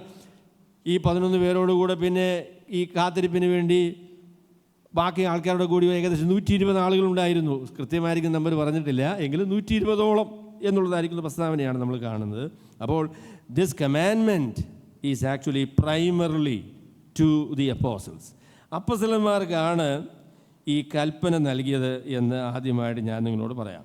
രണ്ടാമത് ഈ കൽപ്പനയെക്കുറിച്ച് പറയാൻ കഴിയുന്ന കാര്യം, നിങ്ങൾ യെരൂശലേമിൽ നിന്ന് വാങ്ങിപ്പോകരുത് എന്ന് പറഞ്ഞു. അല്ലെങ്കിൽ ഈ കൽപ്പന ഒരു സ്ഥലബന്ധിതമായിരിക്കുന്ന കൽപ്പനയാണ്. യെരൂശലേമിൽ നിന്ന് വാങ്ങിപ്പോകരുത്. അത് വളരെ രസകരമായിരിക്കുന്ന ഒരു കൽപ്പന കൂടെയാകട്ടോ. കർത്താവായ യേശു ക്രിസ്തുവിനെ ക്രൂശിച്ചത് യെരൂശലേമിലാണ്, നഗരവാതിലിന് പുറത്ത്. കർത്താവായ യേശു ക്രിസ്തുവിനെ അവർ ക്രൂശിച്ചു കൊന്നു. നഗരത്തിൽ കൂടെ കടന്നുപോയ ആളുകളൊക്കെ അവനെ നോക്കി പരിഹസിച്ച ആളുകളുണ്ട്, അവനെ കണ്ട് വാവിട്ട് കരഞ്ഞ ആളുകളുണ്ട്, നെഞ്ചത്തടിച്ച ആളുകളുണ്ട്. അവിടെയാണ് ദൈവത്തിൻ്റെ പരിശുദ്ധാത്മാവ് വന്ന് കർത്താവായ യേശു ക്രിസ്തുവിനെക്കുറിച്ച് സാക്ഷ്യം പറയാനുള്ള പരിപാടി ആരംഭിക്കുന്നത് അവിടെ തന്നെ. അത് അത്ഭുതകരമായൊരു കാര്യമല്ലേ? ഗലീലയിൽ ആരംഭിച്ചാൽ പോരായിരുന്നോ? പ്രശ്നം കുറച്ചുകൂടെ കുറഞ്ഞേനെയല്ലോ. അപ്പസ്തലനായ പത്രോസും യോഹന്നാനും മഹാപുരോഹിതന്മാരോടും കൂടെയുള്ളവരോടും പറഞ്ഞു, നിങ്ങൾ ക്രൂശിച്ച് കൊന്നവനും എന്നാൽ ദൈവം മരിച്ചവിടയിൽ നിന്ന് ഉയർത്തെഴുന്നേൽപ്പിച്ചവനുമായിരിക്കുന്ന യേശുവിൻ്റെ നാമത്തിലാണ് ഈ ബലഹീന മനുഷ്യന് സൗഖ്യം വന്നത് എന്ന് നിങ്ങൾ അറിഞ്ഞുകൊള്ളുക എന്ന് പറഞ്ഞു. കർത്താവായ യേശു ക്രിസ്തുവിനെ ക്രൂശിച്ച് കൊന്ന അവിടെ തന്നെയാണ് കർത്താവായ യേശു ക്രിസ്തു ഉയർത്തെഴുന്നേറ്റു, അവൻ ജീവിച്ചിരിക്കുന്നു, അവൻ മശികയാണ് എന്നുള്ളതായിരിക്കുന്ന സന്ദേശം പറയാൻ ആരംഭിക്കുന്നത് യെരൂശലേമിൽ തന്നെയാണ്.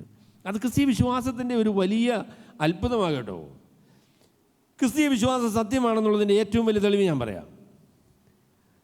മുസ്ലിം സ്നേഹിതന്മാരോട് ഞാൻ പറയാൻ ആഗ്രഹിക്കുന്ന പ്രസ്താവനയാണ്.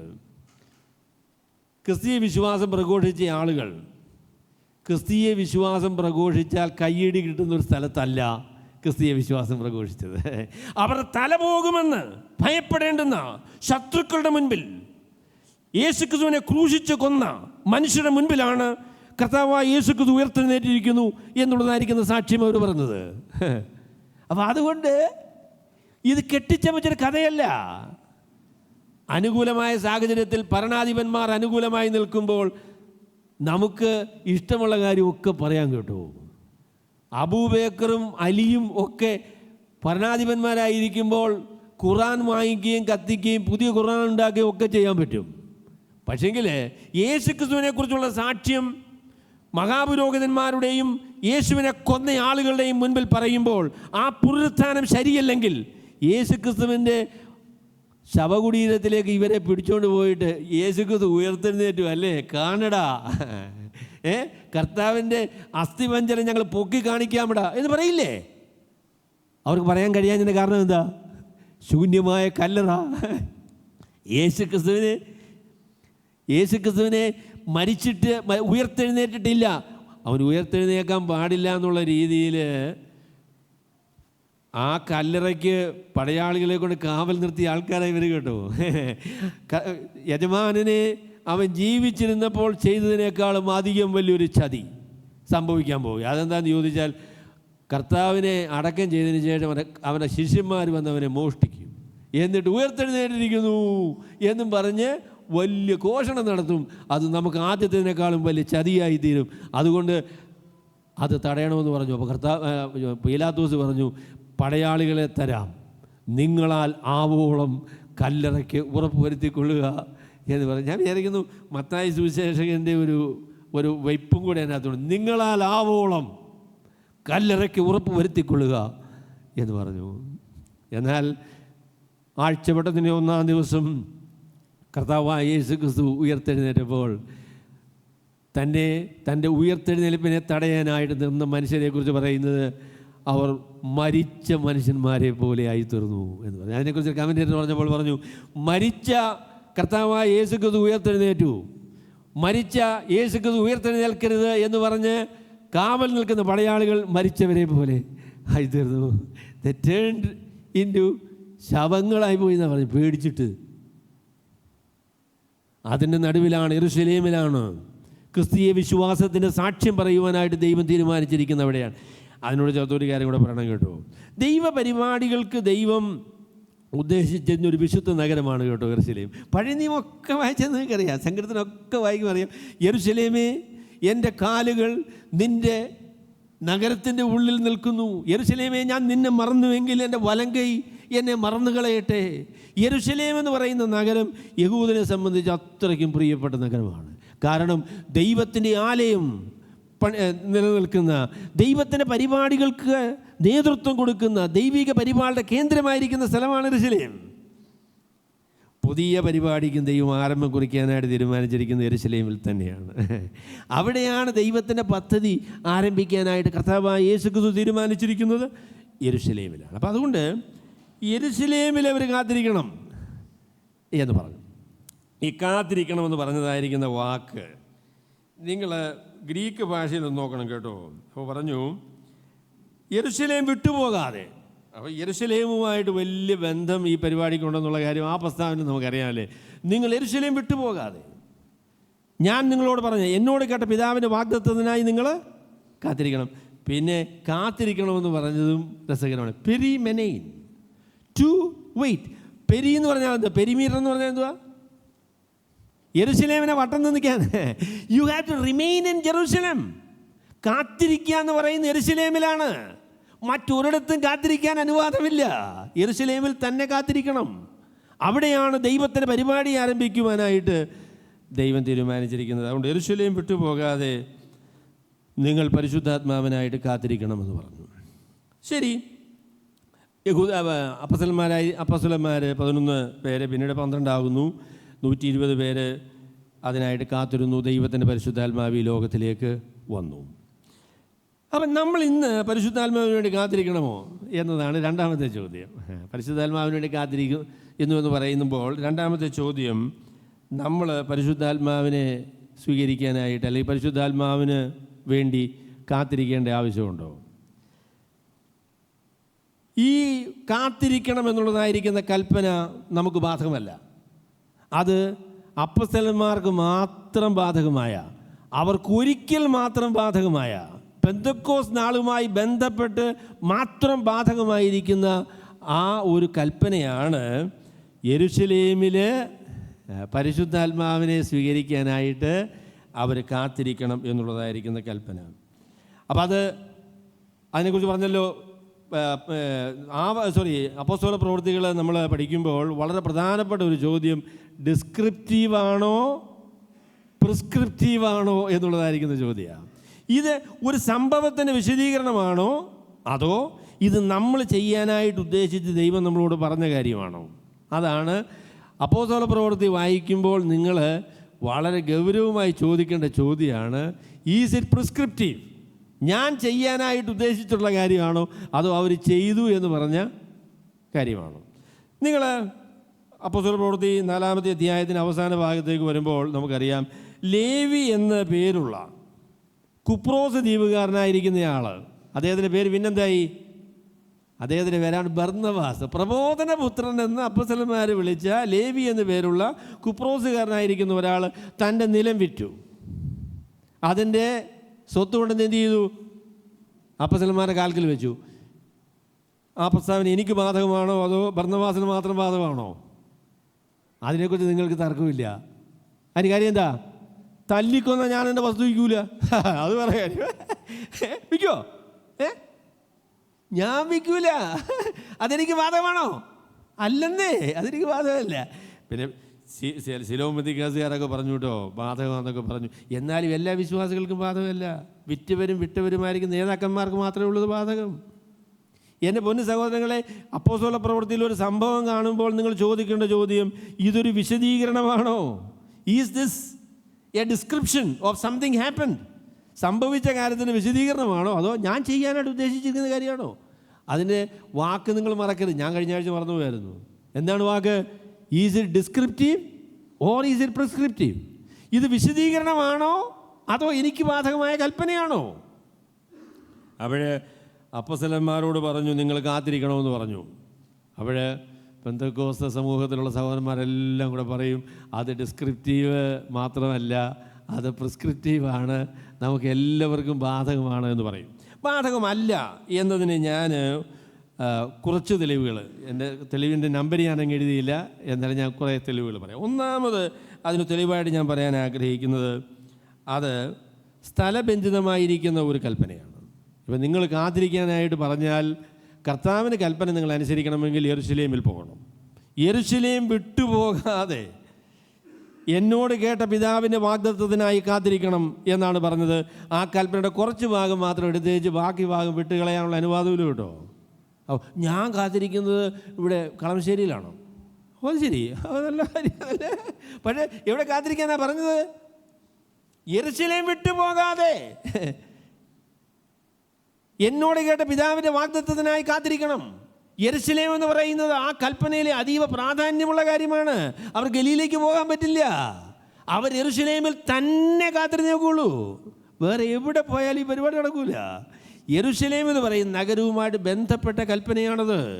യെരുശലേം വിട്ടുപോകാതെ എന്നോട് കേട്ട പിതാവിൻ്റെ വാഗ്ദത്തത്തിനായിട്ട് കാത്തിരിക്കണമെന്ന് പറഞ്ഞു. മാത്രമല്ല വേറൊരു കാര്യം, സമയബന്ധിതമായിരിക്കുന്ന കാര്യമാണ്. ഒന്നാമത് സ്ഥലബന്ധിതമായിരിക്കുന്ന കൽപ്പനയാണ്, രണ്ടാമത് സമയബന്ധിതമായിരിക്കുന്ന കൽപ്പനയാണ്. എത്ര ദിവസം കാത്തിരിക്കണം? എത്ര ദിവസം കാത്തിരിക്കണമെന്ന് പറഞ്ഞില്ല. എന്നാൽ പെന്തക്കോസ്ത് നാൾ വന്നപ്പോൾ 10 ദിവസം കാത്തിരുന്നാൽ മതി. ഇത് പെന്തക്കോസ്ത് നാളിൽ ദൈവം പൂർത്തീകരിക്കാനായിട്ട് പോകുന്ന കാര്യമാണ്. പെന്തക്കോസ്ത് നാൾ വരെ കാത്തിരുന്നാൽ മതി. പരിശുദ്ധാത്മാ പെന്തക്കോസ്ത് നാൾ നിശ്ചയമായിട്ടും വരും. ചില ആളുകൾ, ഞാനൊരു സ്നേഹിതനോട് ഞാൻ പറഞ്ഞു കേട്ടോ, പെന്തക്കോസ്ത് സമൂഹത്തുള്ള ആളുകളെ ഞാൻ പരിഹസിക്കാൻ നിങ്ങൾ വിചാരിക്കരുത്, എങ്കിലും ഞാൻ പറയാം, പെന്തക്കോസ്ത് സമൂഹത്തുള്ളതായിരിക്കുന്ന 20% ആളുകൾക്കേ പരിശുദ്ധാത്മാവുള്ളൂ എന്നാണ് അവർ പറയുന്നത്. കാരണം പരിശുദ്ധാത്മാവിൻ്റെ അതിൻ്റെ അടയാളമായിട്ട് അന്യഭാഷയാണ്. പെന്തക്കോസ്ത് സമൂഹത്തിൽ അന്യഭാഷ സംസാരിക്കുന്ന 20% ആളുകളേ ഉള്ളൂ. 80% ആളുകൾക്കും അന്യഭാഷയില്ല. ഇവർ കാത്തിരിക്കാൻ തുടങ്ങിയിട്ട് എത്ര നാളായെന്നറിയാമോ? എൻ്റെ പൊന്നേ, കാത്തിരിപ്പോട് കാത്തിരിപ്പാ. ആഴ്ചകൾ കഴിഞ്ഞു, മാസങ്ങൾ കഴിഞ്ഞു, വർഷങ്ങൾ കഴിഞ്ഞു. പിന്നെ എൻ്റെ വല്യപ്പൻ പറഞ്ഞു കേട്ടോ, വല്യപ്പൻ ഇങ്ങനെ കാത്തിരുന്നു, പെന്തക്കോസ്തുകാരനായിരുന്നു. പുള്ളി ഒരു ദിവസം കാത്തിരുന്ന് മടുത്തു. അപ്പോൾ 10ാം പുറത്താണ് അദ്ദേഹം കാത്തിരിക്കുന്നത്. അപ്പോൾ 10ാം പുറത്ത് കൈയിട്ട് 2 പ്രാവശ്യം അടിച്ചു. എന്നിട്ട് അദ്ദേഹം പറഞ്ഞു ബോൾ ബോൾ എന്ന് പറഞ്ഞു. എന്നിട്ട് ഞങ്ങളുടെ വല്യമ്മച്ചിയോട് ചോദിച്ചു എങ്ങനെയുണ്ട് എന്ന് ചോദിച്ചു. ഉടനെ വല്യമ്മച്ചി പറഞ്ഞു, 10ാം പുറത്ത് കൈയിട്ട് അടിച്ചു ബോൾ ബോൾ എന്ന് പറയുന്നതാണോ അന്യഭാഷ? അപ്പോൾ വല്യമ്മ പറഞ്ഞു എന്നാ എനിക്ക് കിട്ടുമെന്ന് തോന്നുന്നില്ലെന്ന്. എൻ്റെ മുന്നേ വല്യമ്മ ഭയങ്കര ആശയത്തോടെ കാത്തിരുന്ന് മടിച്ചു. എന്നാൽ അപ്പോസ്തലന്മാർക്ക് അങ്ങനെ ഒരു ബുദ്ധിമുട്ട് വരികയല്ല കേട്ടോ. 10 ദിവസം കാത്തിരുന്നാൽ മതി. പെന്തക്കോസ്ത് നാൾ വന്നപ്പോൾ കാത്തിരുന്ന് എല്ലാവർക്കും കിട്ടി കേട്ടോ. ഒരുത്തരെയും മാറ്റി വെച്ചില്ല, എല്ലാവർക്കും കിട്ടി. ഇത് നിശ്ചിതമായിരിക്കുന്ന കാര്യമാണ്. കാരണം ഇത് സമയബന്ധിതമായിരിക്കുന്ന കാര്യമാണ്. മൂന്നാമത്തെ കാര്യം, ഇത് നമുക്ക് ബാധകമല്ല എന്ന് പറയാനുള്ള മൂന്നാമത്തെ കാരണം ഞാൻ പറയാം. അത് കാത്തിരിക്കുക എന്ന് പറയുന്ന പരിപാടി ഈ ഒരു സ്ഥലത്തല്ലാതെ മറ്റൊരിടത്തും പിന്നീട് നിർദ്ദേശിച്ചിട്ടില്ല. പരിശുദ്ധാത്മാവിന് വേണ്ടി കാത്തിരിക്കുക എന്ന പരിപാടി അപ്പോസ്തല പ്രവൃത്തി 1-ാമത്തെ അധ്യായത്തിന് 4-ാമത്തെ വാക്യത്തിലല്ലാതെ മറ്റൊരിടത്തും ആവർത്തിച്ചിട്ടില്ല. പരിശുദ്ധാത്മാവ് വന്ന ഒരിടത്ത് പോലും അവർ കാത്തിരുന്നിട്ട് പരിശുദ്ധാത്മാവിനെ കിട്ടിയെന്ന് പറഞ്ഞിട്ടില്ല. പരിശുദ്ധാത്മാവ് 8-ാമത്തെ അധ്യായത്തിൽ ശമരുടെ മധ്യത്തിൽ വന്നു കേട്ടോ. അപ്പോസ്തലനായ പത്രോസിനെയും യോഹന്നാനെയും ശമരുടെ അടുക്കൽ അയച്ചു. അവരുടെ മേൽ കൈവച്ചപ്പോൾ പരിശുദ്ധാത്മാവ് വന്നു. അവരാരും കാത്തിരുന്നിട്ടില്ല. 10-ാമത്തെ അധ്യായത്തിൽ കൊർന്നല്യോസിൻ്റെ ഭവനത്തിൽ പരിശുദ്ധാത്മാവ് വന്നു. അവർ കാത്തിരുന്നിട്ടില്ല. 18-ാമത്തെ അധ്യായത്തിൽ പൗലോസ് 12 ആൾക്കാരുടെ മേൽ കൈവച്ചു. അവരുടെ മേൽ പരിശുദ്ധാത്മാവ് വന്നു. അവർക്ക് പരിശുദ്ധാത്മാവ്, അതിനുവേണ്ടി അവർ കാത്തിരുന്നിട്ട് വന്ന പരിശുദ്ധാത്മാവല്ല.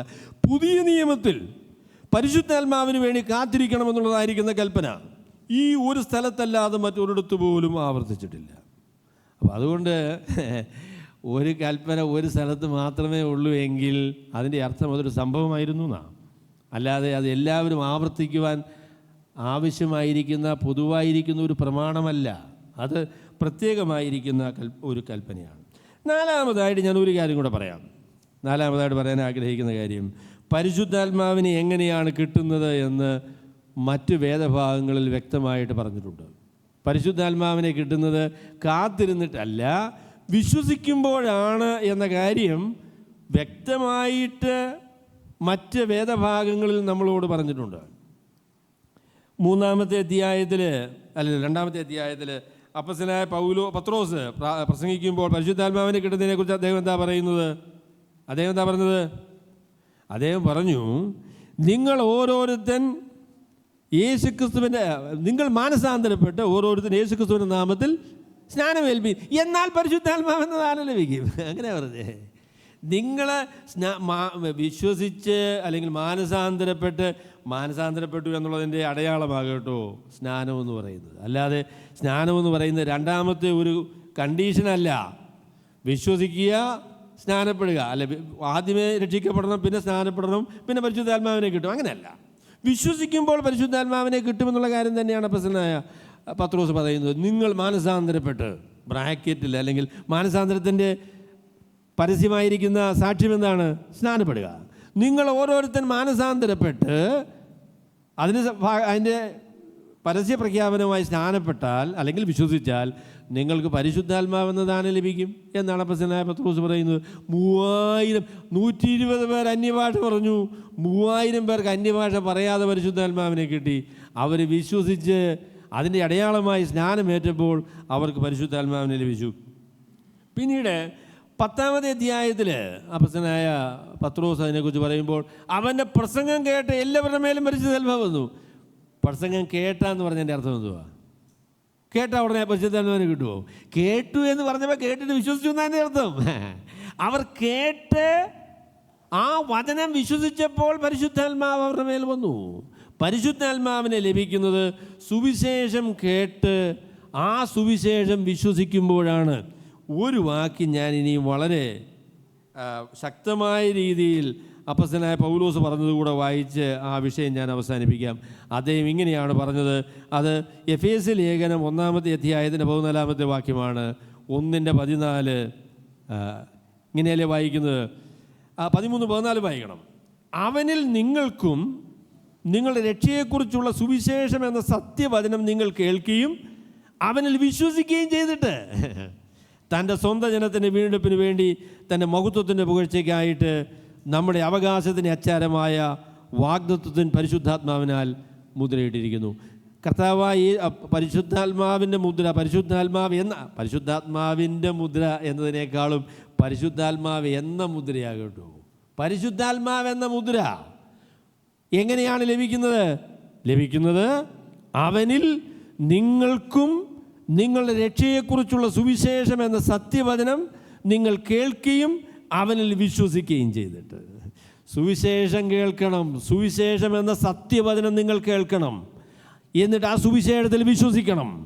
ആ സുവിശേഷം വിശ്വസിക്കുമ്പോൾ ദൈവത്തിൻ്റെ പരിശുദ്ധാത്മാവ് എന്ന അച്ചാരം, പരിശുദ്ധാത്മാവ് എന്ന മുദ്ര നിങ്ങൾക്ക് ലഭിക്കുന്നതാണ്. അപ്പോൾ വിശ്വസിക്കുന്ന എല്ലാവർക്കും ഒരു വാക്യം കൂടെ പറയണം കേട്ടോ. 18-ാമത്തെ അധ്യായത്തിൽ അപ്പോസ്തലനായ പൗലോസ് ചോദിക്കുന്ന ചോദ്യമാണ്, വിശ്വസിച്ചിട്ട് നിങ്ങൾ പരിശുദ്ധാത്മാവിനെ പ്രാപിച്ചുവോ എന്ന് ചോദിച്ചു. അങ്ങനെയല്ലേ ആ വാക്യം? വിശ്വസിച്ചിട്ട് നിങ്ങൾ പരിശുദ്ധാത്മാവിനെ പ്രാപിച്ചു എന്ന് ചോദിച്ചു. ഉടനെ അവർ പറഞ്ഞു, പരിശുദ്ധാത്മാവ് ഉണ്ടെന്ന് പോലും ഞങ്ങൾ കേട്ടിട്ടില്ല. പരിശുദ്ധാത്മാവ് ഉണ്ടെന്ന് പോലും കേട്ടിട്ടില്ല. അവിടെ പരിശുദ്ധാത്മാവുണ്ടെന്ന് ആ സുവിശേഷം പിന്നീട് അപ്പോസ്തലനായ പൗലോസ് അവരോട് പറഞ്ഞപ്പോഴാണ് അവർക്ക് പരിശുദ്ധാത്മാവിനെ ലഭിക്കുന്നത്. വിശ്വസിക്കുക എന്ന ആ ഏക മുഖാന്തരമാണ്, ഏക നിബന്ധനയാണ് പരിശുദ്ധാത്മാവിനെ ലഭിക്കുന്നതിനെ സംബന്ധിച്ച് ദൈവത്തിൻ്റെ വചനത്തിൽ നമ്മളോട് പറയുന്നത്. അപ്പം അതുകൊണ്ട് പരിശുദ്ധാത്മാവിനെ വേണ്ടി കാത്തിരിക്കണമെന്നുള്ളതായിരിക്കുന്ന നിർദ്ദേശം അത് അപ്പോസ്തലന്മാർക്ക് വേണ്ടി മാത്രം കൊടുത്തതായിരിക്കും നിർദ്ദേശം. എന്നാൽ ഒരു കാര്യം കൂടെ പറഞ്ഞ് ഞാൻ അങ്ങ് അവസാനിപ്പിക്കാൻ കേട്ടോ. പരിശുദ്ധാത്മാവിനെ ലഭിക്കാൻ വേണ്ടി കാത്തിരിക്കണ്ട കേട്ടോ. വിശ്വസിച്ച നിങ്ങൾ രക്ഷിക്കപ്പെട്ട ഒരു ദൈവ പൈതലാണ് എങ്കിൽ നിങ്ങൾക്ക് പരിശുദ്ധാത്മാവുണ്ട് എന്ന് ദൈവത്തിൻ്റെ വചനം വ്യക്തമായി നിങ്ങളോട് പറയും. നിങ്ങൾ ഇനി പരിശുദ്ധാത്മാവിന് വേണ്ടി കാത്തിരിക്കേണ്ട. വിശ്വസിക്കുന്ന എല്ലാവർക്കും. റോമാലേഖനം 8-ാമത്തെ അധ്യായത്തിൻ്റെ 9-ാം വാക്യമല്ലേ, അതും കൂടെ പറയണം കേട്ടോ. കർത്താവായ യേശു ക്രിസ്തുവിന് ആത്മാവില്ലാത്തവൻ അവനുള്ളവനല്ല. നിങ്ങൾക്ക് പരിശുദ്ധാത്മാവില്ല എങ്കിൽ നിങ്ങൾ വിശ്വാസികളല്ല. കർത്താവായ യേശു ക്രിസ്തുവിൻ്റെ ആത്മാവെന്ന് പറയുന്നത് പരിശുദ്ധാത്മാവാണ്. യേശു ക്രിസ്തുവിന് ആത്മാവില്ലാത്തവൻ അവനുള്ളവനല്ല. നിങ്ങൾ വിശ്വാസിയാണ് എങ്കിൽ നിങ്ങൾക്ക് പരിശുദ്ധാത്മാവുണ്ട്. എന്നാൽ ഒരു കാര്യം അതിനോട് ചേർത്ത് ഞാൻ പറയാം, പരിശുദ്ധാത്മാവിനെ ലഭിക്കുന്നതിന് വേണ്ടി കാത്തിരിക്കേണ്ട. പക്ഷേങ്കിൽ ലഭിച്ച പരിശുദ്ധാത്മാവ് നിങ്ങളെ നിയന്ത്രിക്കുവാനും പരിശുദ്ധാത്മാവിൻ്റെ ശക്തിയിലും കൃപയിലും ജീവിക്കുവാനും നിങ്ങൾ നിരന്തരമായിട്ട് കാത്തിരിക്കണം. നമ്മുടെ ജീവിതത്തിൻ്റെ കാത്തിരിപ്പെന്ന് പറയുന്നത് പരിശുദ്ധാത്മാവിനെ ലഭിക്കുന്നതിന് വേണ്ടിയല്ല, പിന്നെയോ നമ്മുടെ ഉള്ളിലേക്ക് അയച്ച ദൈവത്തിൻ്റെ പരിശുദ്ധാത്മാവിൻ്റെ നിയന്ത്രണത്തിലും പരിശുദ്ധാത്മാവിൻ്റെ ശക്തിയിലും പരിശുദ്ധാത്മാവിൻ്റെ കൃപകളിലും നിറഞ്ഞ് ജീവിക്കുന്നതിന് വേണ്ടിയാണ്. അപ്പോൾ അതിനുവേണ്ടി നമ്മൾ നിരന്തരമായിട്ട് കാത്തിരിക്കണം, അതിനുവേണ്ടി ആഗ്രഹിക്കണം, അതിനായിട്ട് നമ്മളെ തന്നെ വിധേയപ്പെടുത്തണം. ഒരു ഭക്തൻ പറഞ്ഞൊരു പ്രസ്താവന പറഞ്ഞ് ഞാൻ അവസാനിപ്പിക്കാം. അദ്ദേഹം പറഞ്ഞു, പരിശുദ്ധാത്മാവിനെ കൂടുതൽ ലഭിക്കാനായിട്ട് നിങ്ങൾ ഇനി കാത്തിരിക്കേണ്ട, പക്ഷെങ്കിൽ നിങ്ങളെ കൂടുതൽ പരിശുദ്ധാത്മാവിന് കിട്ടാനായിട്ട് കാത്തിരിക്കണമെന്ന്. What we need is not more Holy Spirit, what we need is Holy Spirit should have more of us. നമ്മെ കൂടുതലായി പരിശുദ്ധാത്മാവിന് കിട്ടണം. പരിശുദ്ധാത്മാവിന് നമ്മുടെ ചില മേഖലകളിലേക്ക് പ്രവേശിക്കാൻ നമുക്ക് ആഗ്രഹമില്ല കേട്ടോ. പരിശുദ്ധാത്മാവ് വരുമ്പോഴേ പറയും മാറി നിന്നോണമെന്ന്, എനിക്കിഷ്ടമുള്ള ചില കാര്യമൊക്കെ എനിക്ക് ചെയ്യണം, പരിശുദ്ധാത്മാവ് മാറി നിന്നോണമെന്ന്. അതാണ് ഭയങ്കര വിശ്വാസികൾ. സമയം കിട്ടുമ്പോൾ അന്യഭാഷയും പറയും, പക്ഷേങ്കിൽ സമയം മാറി തന്നെ വല്ല ഫോണുമൊക്കെ എടുത്ത് കമ്പ്യൂട്ടറൊക്കെ എടുത്ത് വേണ്ടാത്ത കാര്യമൊക്കെ കാണുക. അന്നേരം പരിശുദ്ധാത്മാവ് വരുന്നുണ്ട് പറയും മാറി നിന്നോണം. എൻ്റെ പൊന്നു സഹോദരങ്ങളെ, നമ്മെ പൂർണ്ണമായും പരിശുദ്ധാത്മാവിന് കിട്ടണം. നമ്മളെ ജീവിതത്തിൻ്റെ എല്ലാ മേഖലകളും പരിശുദ്ധാത്മാവിൻ്റെ നിയന്ത്രണത്തിൽ വരണം. നമുക്ക് ലഭിച്ച പരിശുദ്ധാത്മാവിൻ്റെ കൃപകൾ നമുക്ക് അനുഭവിക്കണം. പരിശുദ്ധാത്മാവിൻ്റെ ശക്തി നമ്മുടെ ജീവിതങ്ങൾ പ്രകടമാകണം. പരിശുദ്ധാത്മാവിനാൽ നിയന്ത്രിക്കപ്പെടണം. അതാണ് ദൈവം നമ്മളെക്കുറിച്ച് ആഗ്രഹിക്കുന്നത്. എനിക്ക് ലഭിച്ച പരിശുദ്ധാത്മാവിനെ കൊണ്ട് എനിക്കെന്താ പ്രയോജനം? ആ പരിശുദ്ധാത്മാവിനെ ഏത് നിലയിലാണ് ആ പരിശുദ്ധാത്മാവിന് ഞാൻ വിധേയപ്പെട്ടിരിക്കുന്നത് എന്നത് അതിപ്രധാനമായിരിക്കുന്ന ചോദ്യമാണ്. ഏറെ നാൾ കഴിയും മുൻപേ നിങ്ങൾക്ക് പരിശുദ്ധാത്മാവ് കൊണ്ട് സ്നാനം ലഭിക്കും. ദൈവത്തിൻ്റെ പരിശുദ്ധാത്മാവിനെ പുതിയ ഉടമ്പടിയുടെ ഭാഗമായി നമ്മുടെ ഹൃദയങ്ങളിലേക്ക് വിശ്വസിച്ചപ്പോൾ തന്നെ ദൈവം അയച്ചിരിക്കുകയാണ്. പഴയ നിയമത്തിലുള്ള ഒരു വിശ്വാസിക്കും ലഭിക്കാത്ത മഹാഭാഗ്യമാണ് ദൈവം നമുക്ക് തന്നിരിക്കുന്നത്. അപ്പം അതുകൊണ്ട് അതിനെക്കുറിച്ച് ഈ പ്രസ്താവന പറയാം. The world has yet to see what God can do through a man who is fully committed to Christ through the Spirit of God. ദൈവത്തിൻ്റെ പരിശുദ്ധാത്മാവിനാൽ നിറയപ്പെട്ട് കർത്താവിന് സമർപ്പിക്കപ്പെട്ട ഒരു മനുഷ്യനിലൂടെ ദൈവത്തിന് എന്ത് ചെയ്യുവാൻ കഴിയും എന്നുള്ളത് ഇനിയും ലോകം കാണാനായിട്ടിരിക്കുന്നു. നമ്മളെ തന്നെ വിധേയപ്പെടുത്തിയാൽ ദൈവം അത്ഭുതങ്ങൾ പ്രവർത്തിക്കും. ദൈവം നമ്മുടെ ജീവിതങ്ങളെ പൂർണ്ണമായിട്ട് രൂപാന്തരപ്പെടുത്തും. നമ്മുടെ ജീവിതങ്ങളെ മനോഹരമാക്കി തീർക്കും. നമ്മുടെ ബന്ധനങ്ങളെ അഴിച്ചു കളയും. അതാണ് നമ്മുടെ ജീവിതത്തിൽ ആവശ്യമായിരിക്കുന്നത്. സർവശക്തനായ ദൈവം തൻ്റെ പരിശുദ്ധാത്മാവിനാൽ നമ്മുടെ ജീവിതങ്ങളിൽ ചെയ്യട്ടെ എന്ന് പ്രാർത്ഥിച്ചുകൊണ്ട് ഞാൻ വാക്കുകൾ ചുരുക്കുന്നു. ദൈവം നമ്മളെ എല്ലാവരെയും അനുഗ്രഹിക്കുമാറാകട്ടെ.